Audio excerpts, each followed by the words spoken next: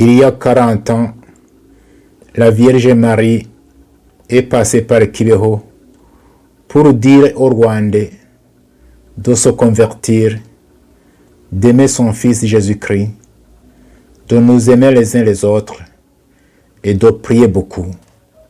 Parce que sinon, les temps à venir allaient être très difficiles et très violents. Nous avons échoué. Nous le savons et nous le regrettons. Nous souffrons maintenant des conséquences de nos échecs. La Vierge Marie sait aussi que nous avons échoué. Elle le voit et elle en souffre aussi. Elle souffre avec nous. Elle est prête à nous aider à sortir de ce gouffre de certitude, de peur et de désespoir. Elle nous rappelle chaque jour le même message: croire en l'évangile de son Fils et de nous aimer les uns les autres. Les Rwandais qui aiment et vénèrent cette dame du ciel comme reine de l'univers n'ayons pas peur de l'invoquer et de l'inviter de revenir au Rwanda. Soyez bénis et à demain. Je me souviens, il y a 25 ans, nous étions réunis dans une ville appelée Detmold en Allemagne. Nous étions des Hutus, des Tutsis et des Européens qui avaient vécu au Rwanda et qui connaissaient bien le pays. Il y avait parmi nous des religieux, des pasteurs, des prêtres et des laïcs. Nous avions passé toute une semaine dans une communion de prière et de partage fraternel. Mais le soir du dernier jour de notre rencontre, nous avons vécu quelque chose d'extraordinaire. Les Tutsis qui étaient venus du Rwanda, quelques-uns étaient même nos amis, on se connaissait très bien, ils nous ont raconté leur calvaire pendant le génocide. Mais ils disaient tout cela dans un ton fraternel, sans haine ni rancune.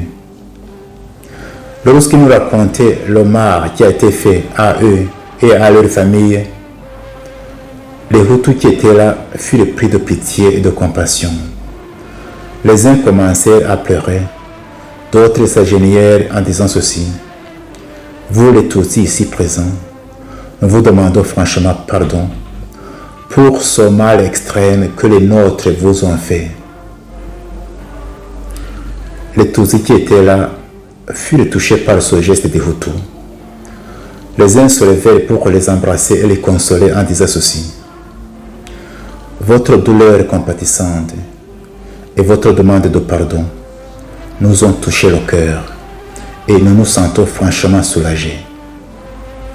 Mais d'autre part, nous aussi les Tutsis ici présents, nous devrions demander pardon aux Hutus. Oui, nous demandons pardon pour les peines et les souffrances que les nôtres ont fait subir aux Hutus tout au long de l'histoire de notre pays. Les Européens qui étaient là furent étonnés et ils disaient ceci: c'est la première fois que nous entendons des paroles pareilles parmi les Rwandais. Nous aussi, en tant qu'Européens, nous demandons pardon aux Rwandais parce que nous avons une responsabilité dans les malheurs qui ont frappé les Rwandais.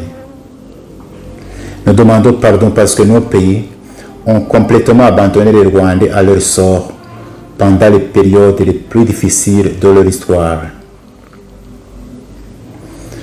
Et enfin, après tout cela, nous nous sommes assis et se fit le silence. Après quelques instants, quelqu'un se leva et rompit le silence en disant ceci: je suis sûr que ce qui vient de se passer ici, c'est un miracle qui vient de Dieu.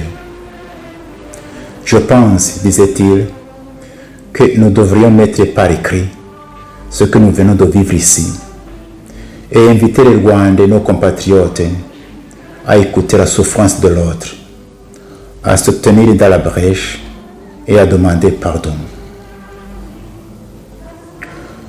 Nous avons composé cet écrit et nous l'avons appelé Confession de Detmold. Détimord, c'est cet endroit où nous étions réunis. Vous pouvez trouver cette confession, traduite en plusieurs langues, sur son site confessiondedétimord.com ou sur la chaîne YouTube Dr Fulgence Loaiza. Parmi les gens qui ont signé cette confession, quelques-uns sont morts. Mais je ne doute pas que le Seigneur, notre Père commun, les a reçus dans son royaume éternel. À sa publication, c'est-à-dire à la fin de l'année 1996, cette confession a été différemment accueillie et appréciée. Tandis que beaucoup l'appréciaient hautement et disaient que c'était le seul chemin que les Rwandais devraient emprunter pour arriver à la vraie réconciliation, d'autres s'y opposaient carrément, et parmi ceux-ci on pouvait trouver quelques prêtres et pasteurs. J'ai même entendu qu'à la radio Rwanda, à ce moment-là, on aurait diffusé la confession des Hutus seulement et laissé de côté la confession des Tutsis.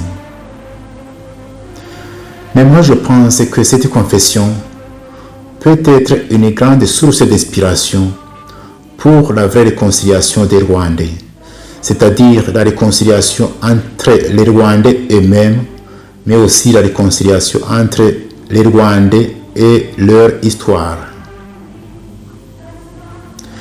Et ainsi les aider à sortir de cette impasse d'accusations mutuelles devant les tragédies qui ont endeuillé les Rwandais.